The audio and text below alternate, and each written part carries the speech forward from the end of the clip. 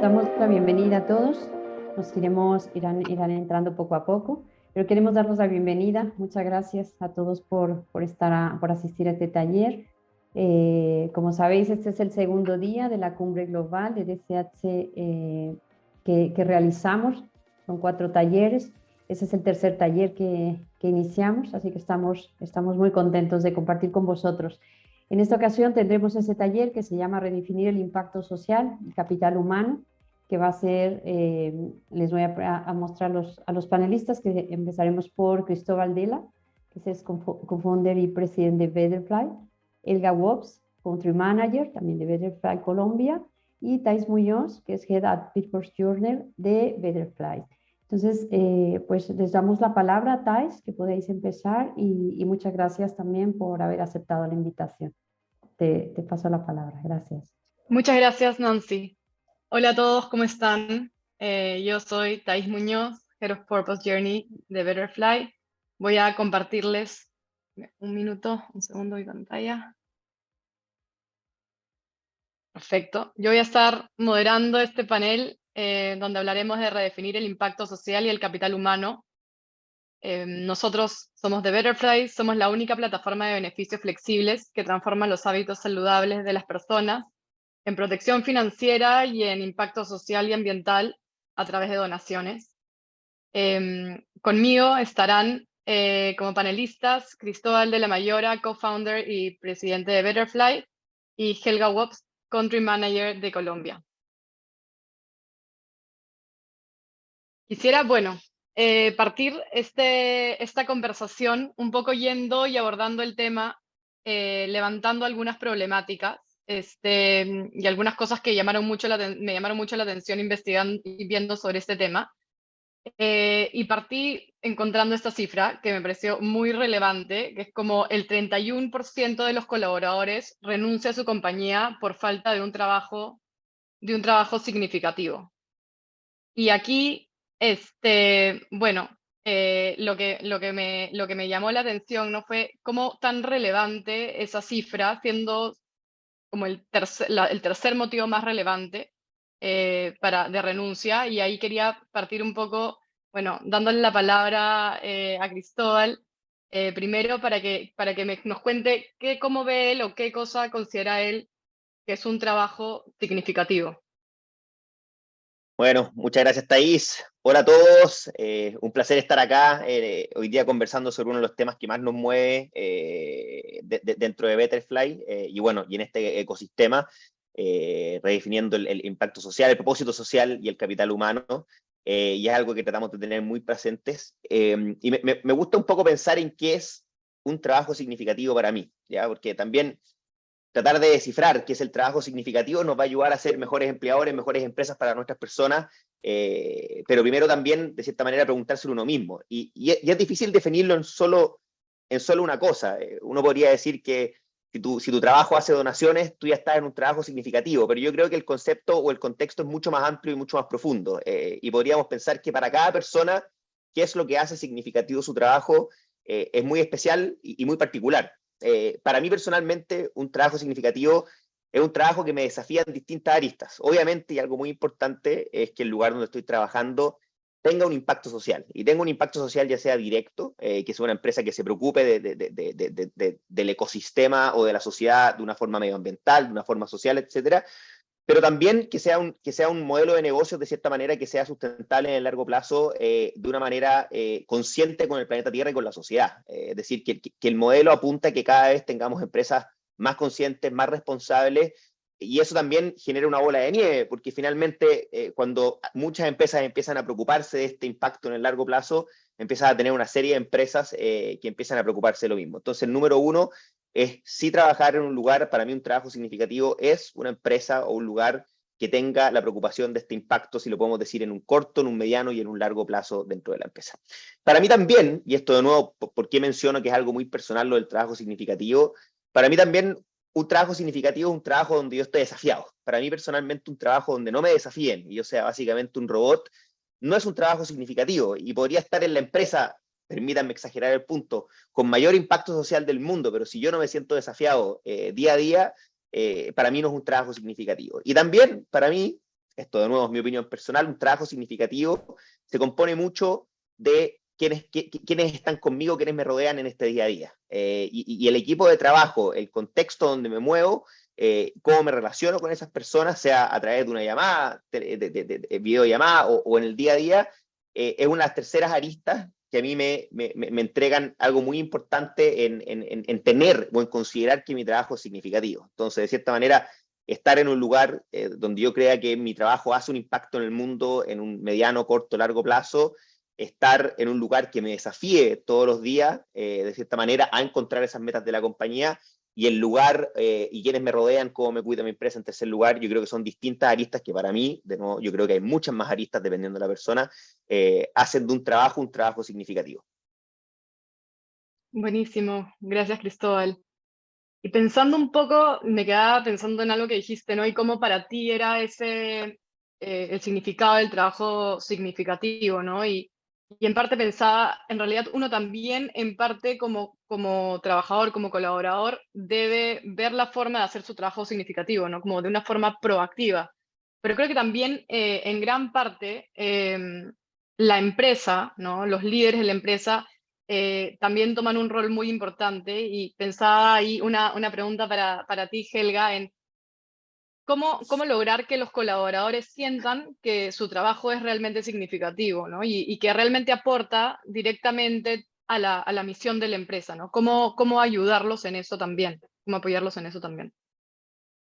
De acuerdo, Thais, y la verdad, gracias a todos por participar en este espacio y me uno un poco al mensaje que estaba compartiendo Cristóbal al inicio.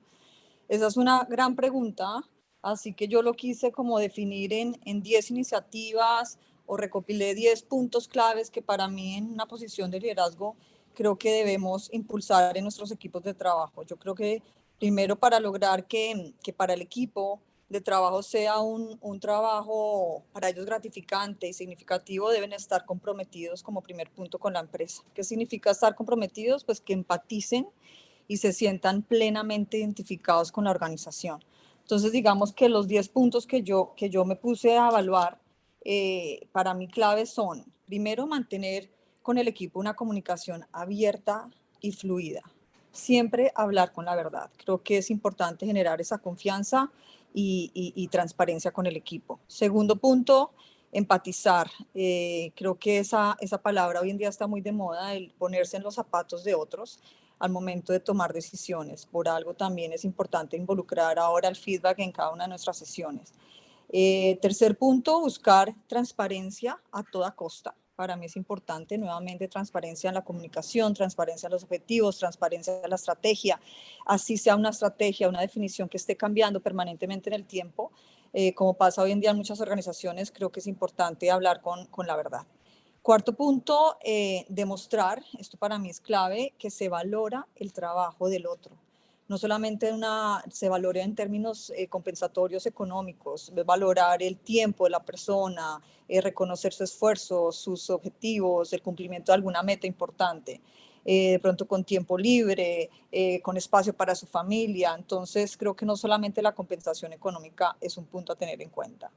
Quinto iniciativa para mí sería recompensar también al equipo. Hoy en día lo vemos con regalos, con de pronto vouchers para que ellos lo disfruten en alimentación, en guardería, en transporte. Y hoy en día estamos implementando mucho, no solo en Colombia, sino a nivel regional, la participación en voluntariados. Nosotros estamos representando una empresa con propósito, así que es parte también de esa premiación o recompensa que le estamos dando al equipo que participe en este tipo de sesiones. El sexto punto para mí es importante, es invertir en el bienestar de la gente. Bienestar en toda la dimensión de su palabra, tanto físico, mental, dándole espacios de pausas activas, de meditación, manejar el estrés, en fin. Séptimo punto, formar equipos.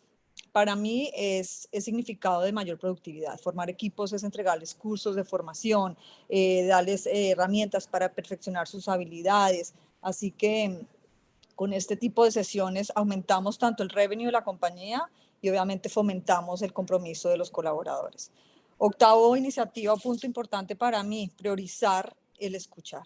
Hacer preguntas siempre a las personas. No todos tenemos las mismas necesidades, así que creo que es importante darle espacio a la escucha.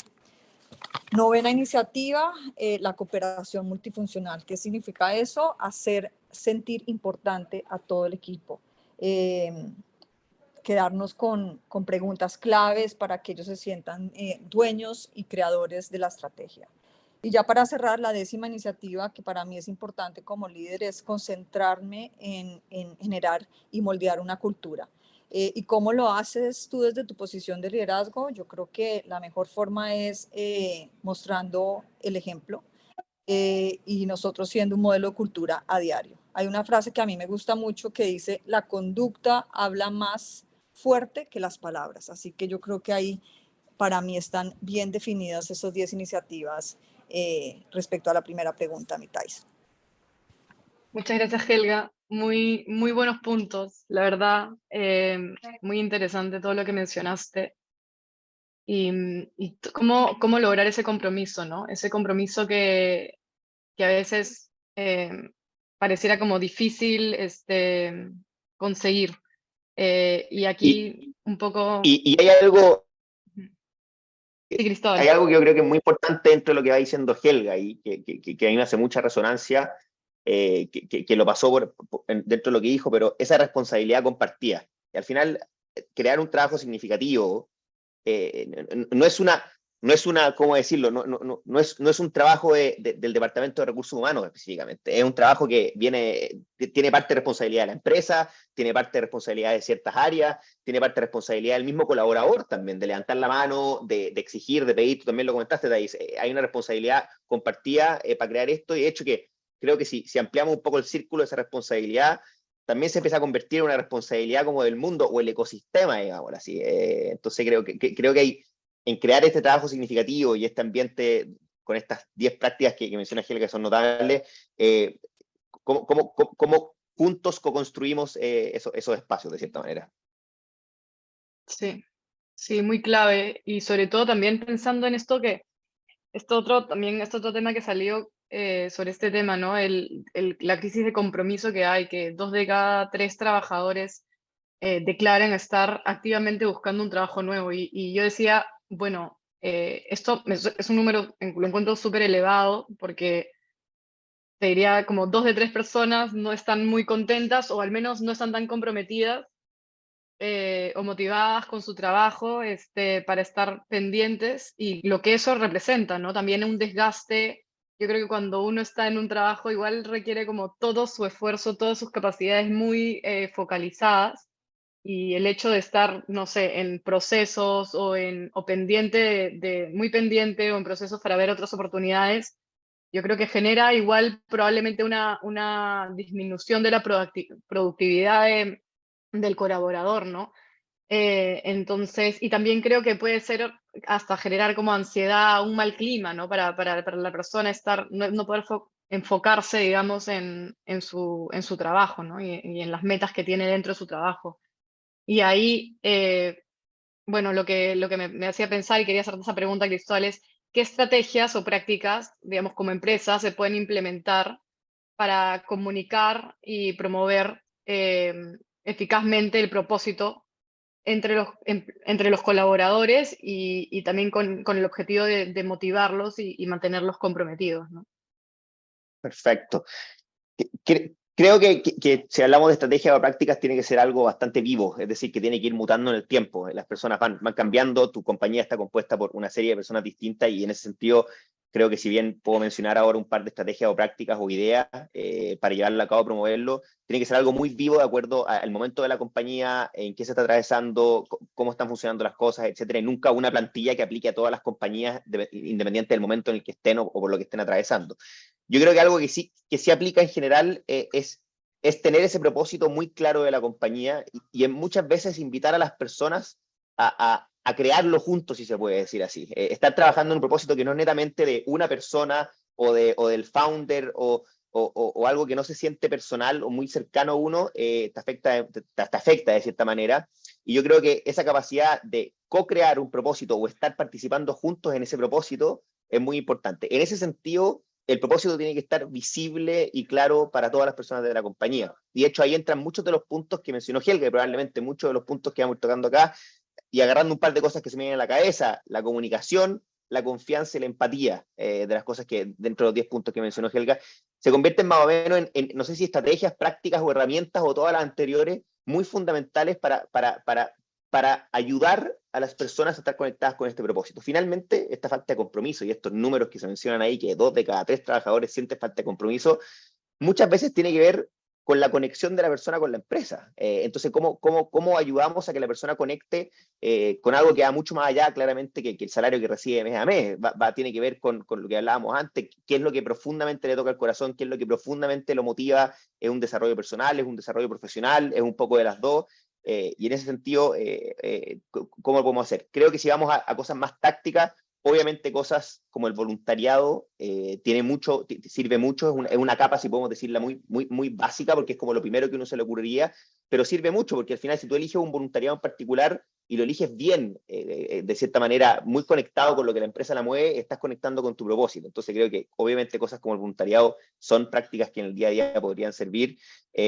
¿Cómo también haces partícipe a las personas del impacto en el largo plazo? Si lo podemos decir, desde su trabajo, ¿cómo logras como empresa mostrar que mi trabajo día a día, en mi computadora, fuera donde sea, tiene un impacto en la empresa en el largo plazo? Es decir, que tu trabajo sea significativo en lo que la empresa está haciendo y no simplemente tengas inputs que no tienen ningún impacto. Y por último, y tiene que ver de esto de conectar a las personas con su propósito, ¿cómo podemos aportar, o cómo dejar que las personas, los colaboradores, aporten en lo que podríamos decir es la visión en el largo plazo de la compañía? Es decir, que esta visión no sea algo estático que vino en un libro cuando entraste a la compañía y te lo dijeron, sino que cómo el input del día a día se va creando juntos y las personas pueden tener un input en cómo esta visión va creciendo en el tiempo juntos. Totalmente, totalmente.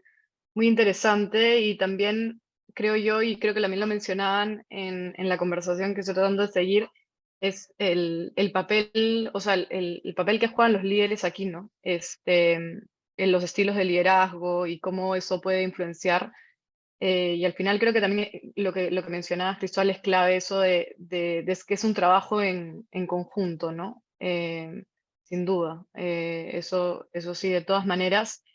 Y aquí, Helga, ¿cuál crees que es el papel de los líderes, gerentes de la empresa en la promoción de un propósito social y en la motivación del talento a través de dicho propósito, ¿no?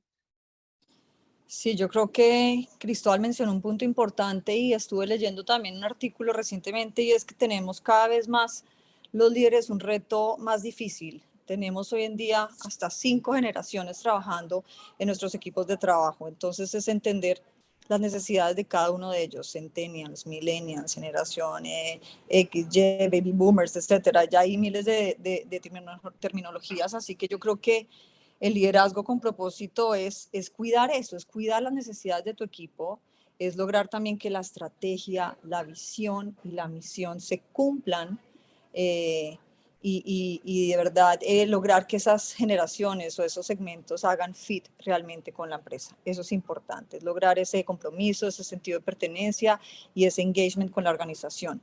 Hay un término que a mí me gusta mucho y es el nuevo término de CEO, que es el Chief Emotions Officer. Eso es como la persona que no solamente está cuidando, persiguiendo un número, la rentabilidad de la empresa, sino que está pendiente de las emociones y de todo el aspecto intelectual y emocional de la gente. Entonces creo que eso realmente, la posición de líder con propósito, es cuidar el equipo, cuidar la emoción, cuidar la cultura y cuidar todas las dimensiones que hay en nuestras generaciones, equipos de trabajo. Y eso pues simplemente se traduce en mayor productividad, obviamente, y tenemos una cultura mucho más sólida de propósito y obviamente una ayuda en común en la organización.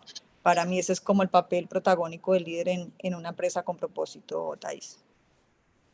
Gracias, Helga. Muy claro, muy claro. Bueno, un poco siguiendo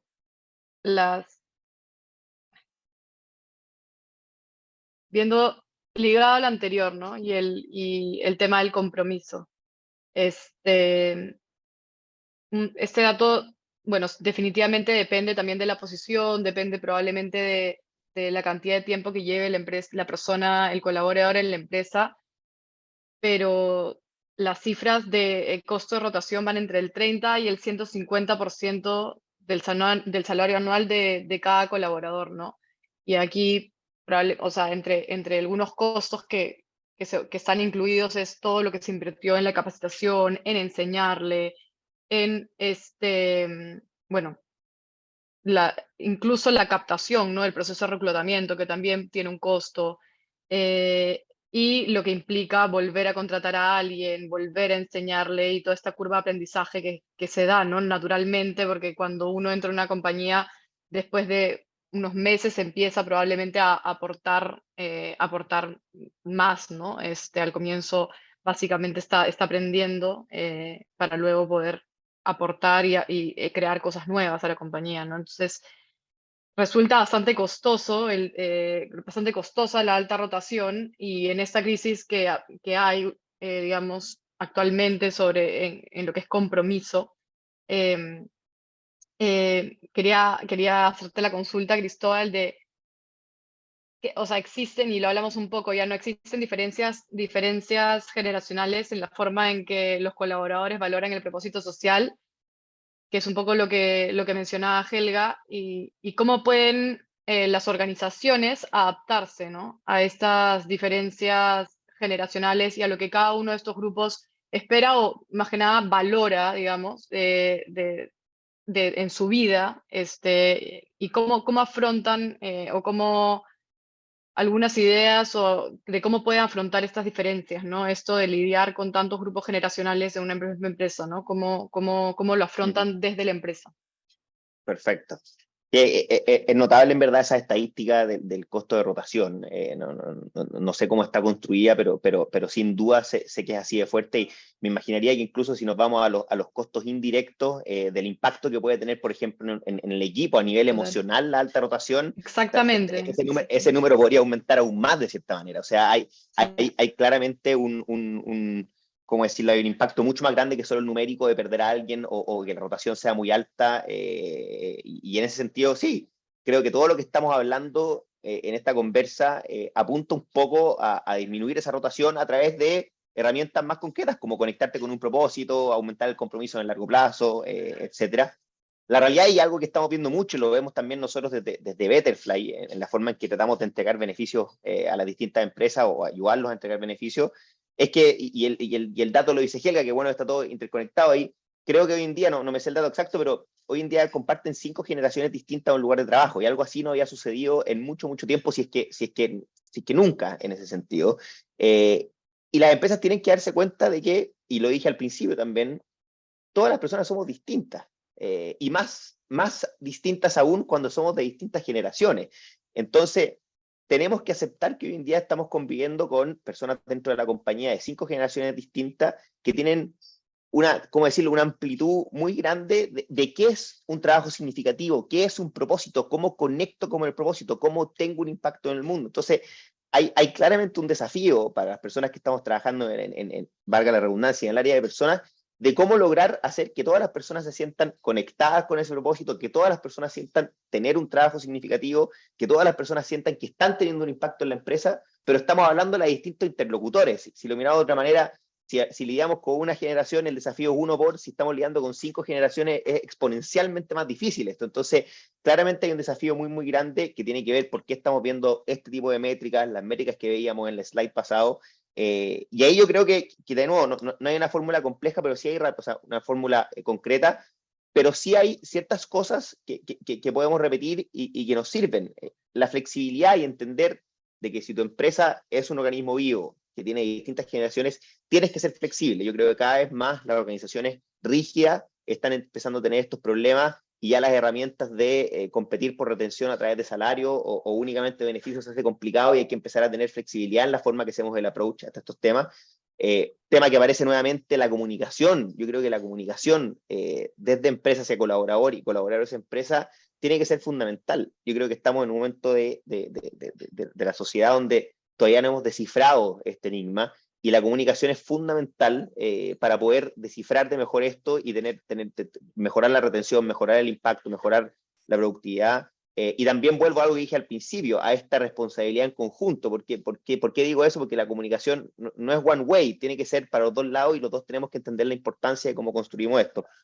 Creo que algo muy importante en liderar estos cambios, en mejorar la rotación, en mejorar, no hablemos de rotación, hablemos de mejorar la conexión de las personas con la empresa, es un liderazgo conectado, es un liderazgo empático. Hoy en día más que nunca necesitamos líderes que no solo sean capaces técnicamente, si queremos decirlo así, pero hoy en día sí que necesitamos de esos líderes que son realmente muy, muy buenos en temas de conexión humana, en temas de entender a las personas, en temas de acompañar a las personas por estos cambios. Como yo entiendo a todas las personas que están trabajando conmigo y las llevo por este camino de conectar mejor, de tener un propósito, de tener un trabajo significativo, de cierta manera, para dar una solución a este problema complejo que vemos, entre comillas, de generaciones, porque es un hecho que estamos lidiando con varias generaciones, con varios gustos, con varias formas, y yo creo que el liderazgo o los líderes toman un rol muy, muy, muy relevante en esta conexión para mejorar lo anterior.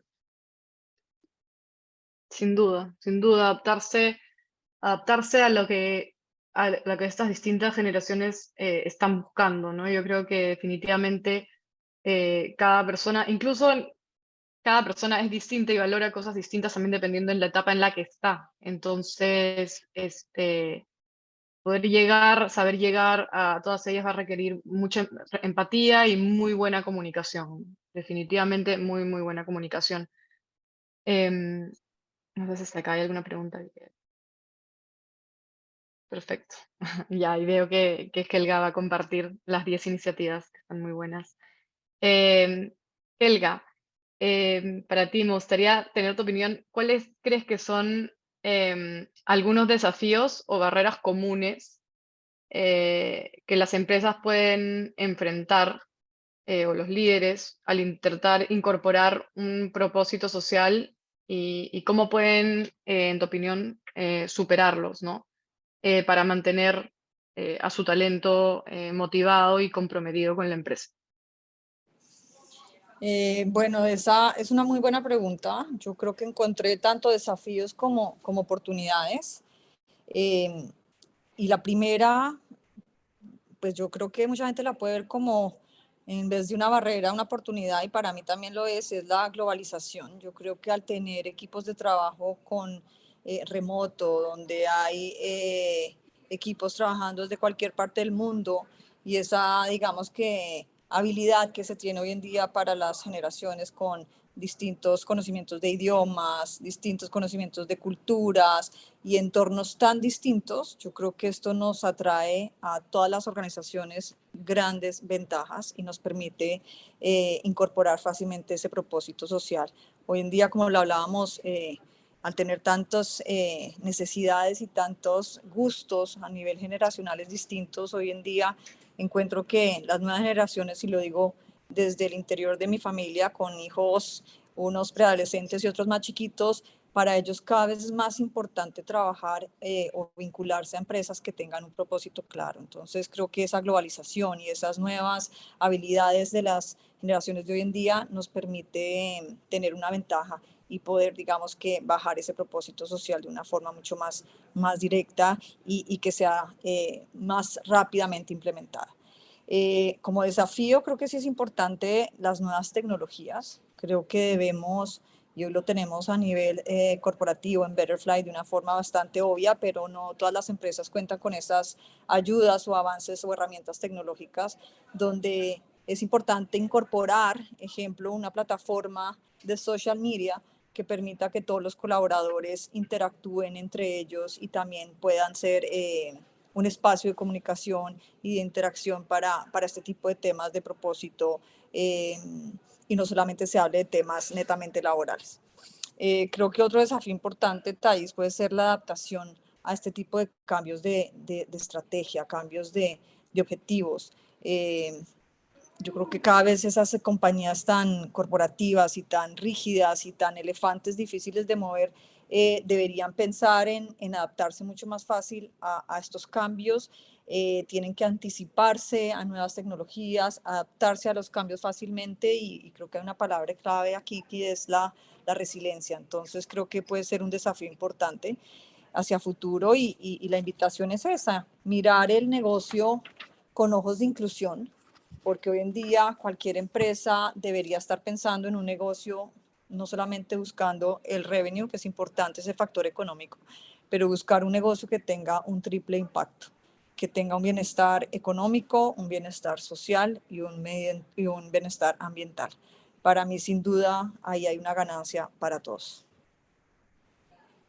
Gracias, Helga. Me quedé pensando cuando hablas de las herramientas, ¿no? Y lo clave que son las herramientas como, digamos, que permiten la comunicación, ¿no? Que como sociales, pero claro, que son como un chat interno y que facilita la comunicación, que se hace como el sentir también de que estás en la oficina o que en el fondo es como que vas a buscar a un compañero o al jefe o a alguien y es mucho más directo. Y también que no pensaba, ¿no? Que no invade tampoco como puede ser usar la misma red social que los colaboradores ya utilizan como fuera del trabajo, ¿no? Creo que también eso es bastante importante y creo que hay herramientas muy, muy buenas como enfocadas en el trabajo que facilitan. Y se me vino también una pregunta sobre cómo creo que también ha sido un desafío como toda la transición de digamos, pre-pandemia, luego durante la pandemia que se pasó, la mayoría de empresas pasaron a una modalidad casi por completo remota, ahora que diría yo que hay capaz una modalidad, si bien seguramente hay trabajos que requieren completa presencialidad, creo que muchas empresas han quedado con una modalidad híbrida o mixta, ¿no? En la que trabajan algunos desde la casa y otros, y también trabajan algunos días de la casa y otros días desde las oficinas, ¿no? Y ahí no sé, Cristóbal o Helga, ¿qué opinan como de esta, o sea, del reto que representa como generar compromiso, crear cultura, bueno, y todas las cosas que han ido mencionando, digamos, pero desde el hecho de que ahora sí hay como esta modalidad mixta, ¿no? Y si es que eso representa un Sí. reto, si es que consideran que era más fácil cuando estábamos todos siempre en la oficina, no sé, a cualquier A lado. ver, sí, me encanta este tema y creo que todavía estamos en un momento donde estamos aprendiendo mucho y el tiempo dirá cómo terminan todos los modelos. Yo creo que la pandemia nos abrió la puerta a acelerar el trabajo remoto / híbrido, si queremos decirlo. Y obviamente las personas, las empresas, vimos las bondades, de cierta manera. Lo primero que uno ve a veces son las cosas buenas, no las cosas malas, de cierta manera. Y yo creo que vimos todo lo bueno que podíamos sacar del trabajo remoto híbrido. Y las personas en verdad empezaron a darse cuenta del impacto positivo en ciertos aspectos personales, incluso profesionales, que este trabajo podía tener. Lo que sí no pasó es que empezamos a ver después, obviamente, los problemas y efectivamente, y podemos buscar mucha información al respecto, en cómo se convirtió en una dificultad mayor. Voy a decir algo, el trabajo remoto sirvió para que las personas tuvieran más tiempo en casa, tuvieran más tiempo libre, no perdieran tiempo, etcétera, pero al mismo tiempo fue en contra de que las personas interactuaran en una oficina.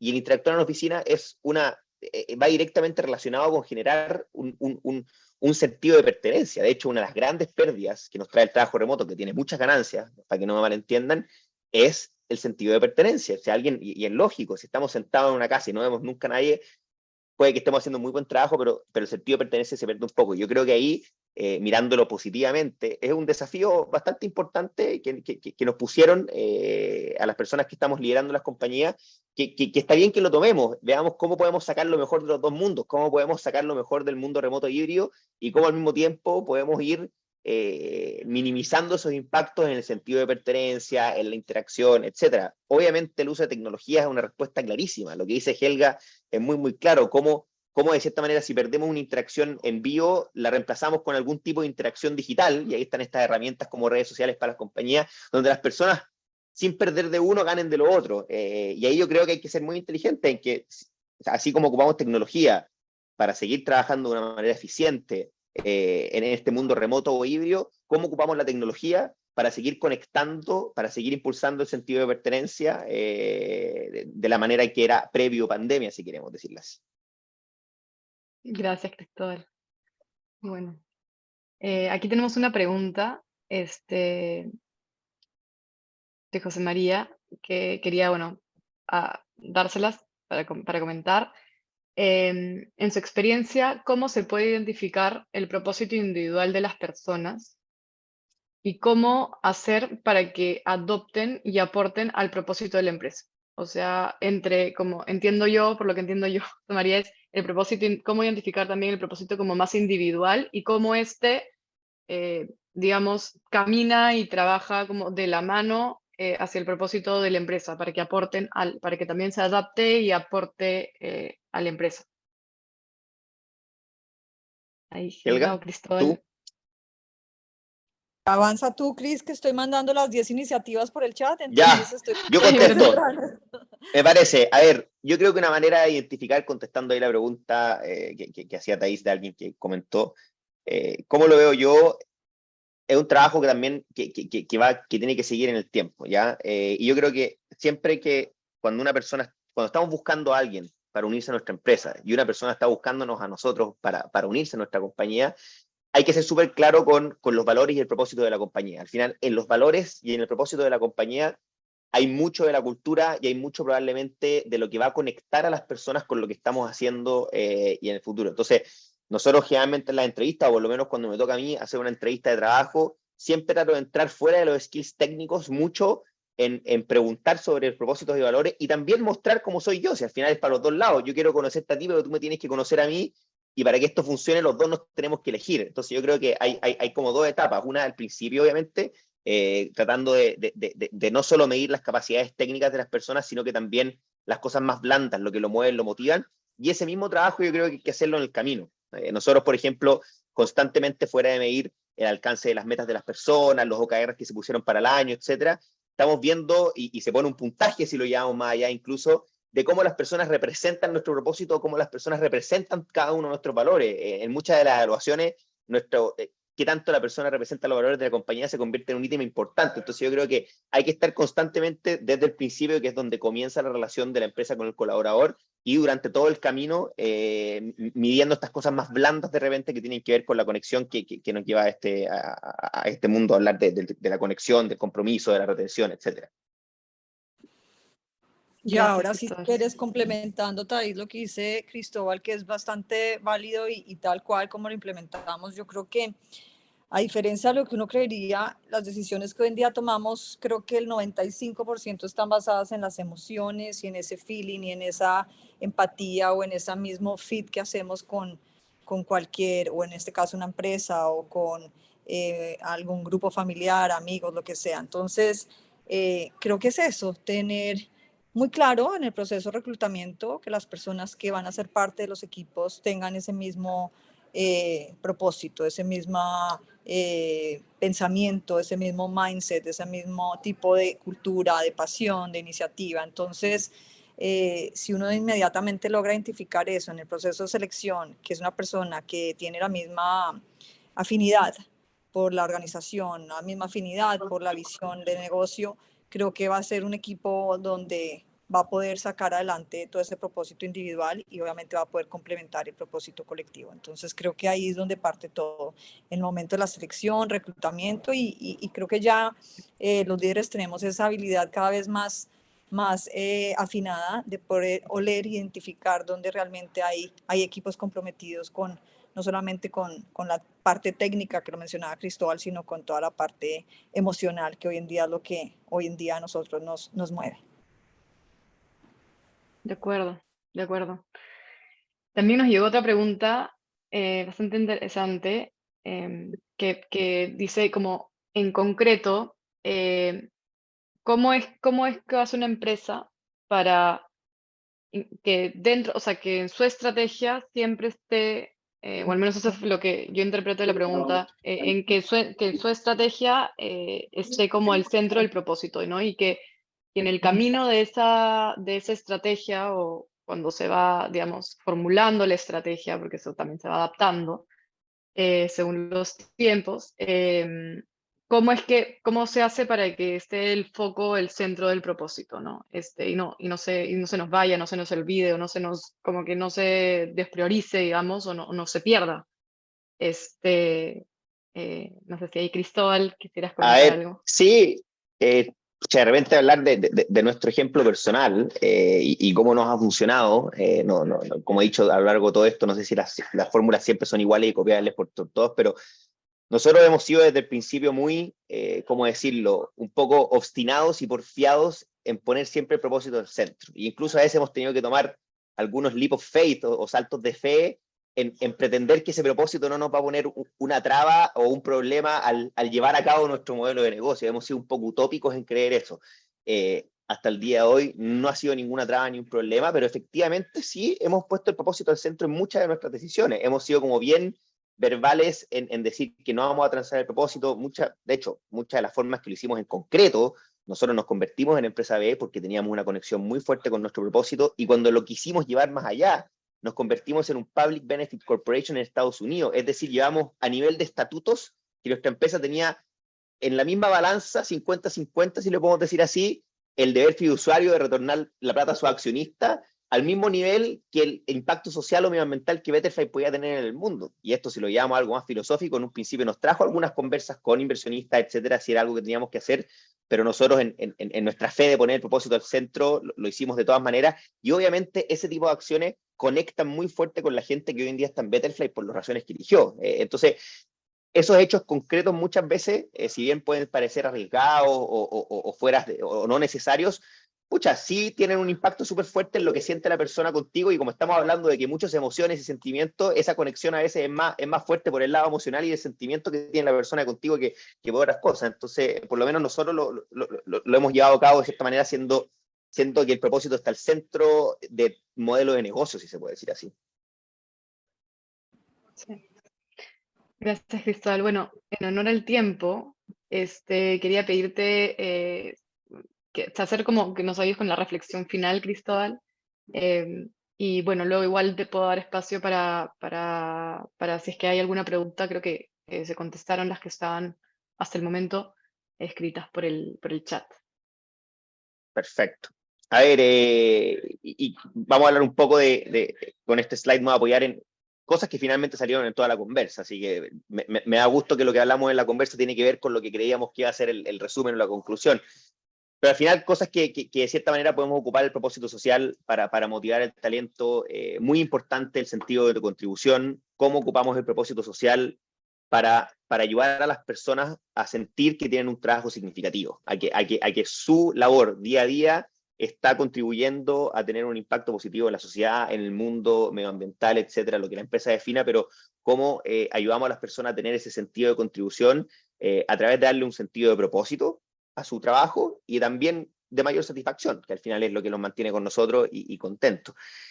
Lo mencioné también en la respuesta anterior, en cómo se identifican las personas con los valores de la empresa, y en esto también es muy importante que la empresa sea muy explícita en cuáles son los valores que tienen y en cómo llevamos a las personas a conectar con estos valores. Finalmente, alguien que conecte con nuestros valores de la misma manera que yo como fundador conecto con mis valores de la empresa, vamos a tener una persona con un propósito social sólido, claro, y muy identificado hacia lo que estamos haciendo. Si una persona no se identifica con nuestros valores, muy difícil llevarlo más allá.